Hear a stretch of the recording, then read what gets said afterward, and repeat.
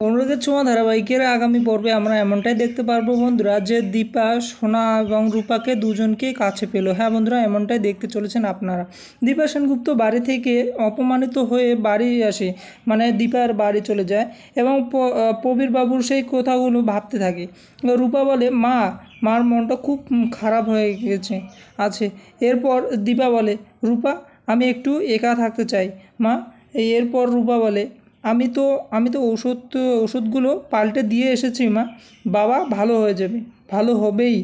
এরপর দীপা বলে, এটুকুতে হবে না মা। রূপা বলে, আরও কিছু করতে হবে।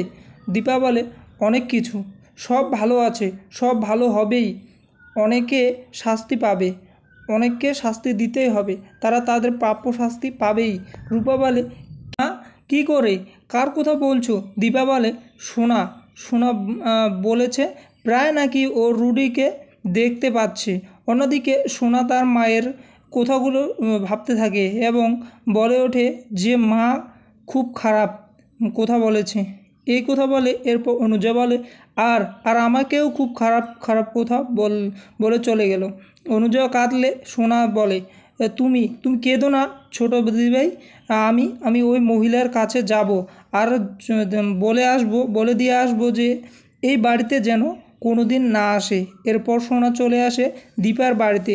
দীপা বলে, তুই সোনা তোর মার কাছে এসেছে এতদিন পর, মা আয়। এরপর সোনা বলে, আমি তোমাকে এটাই বলতে এসেছি যে তুমি আর কোনো দিন ওই বাড়িতে যেতে পারবে না, কোনো দিন যাবে না, বুঝেছো তুমি?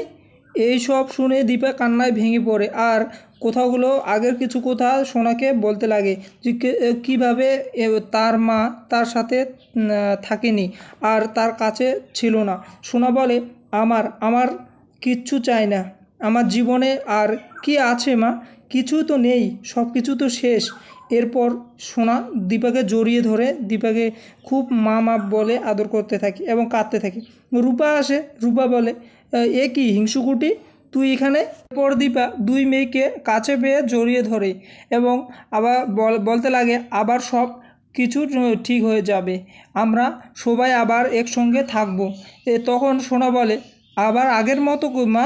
দীপা বলে, হ্যাঁ মা, তুই চিন্তা করিস না, সব ঠিক হয়ে যাবে, তোর মা ঠিক করে দেবে সব কিছু। সোনা বলে, আমার সব কষ্ট দূর করে দেবে মা তুমি?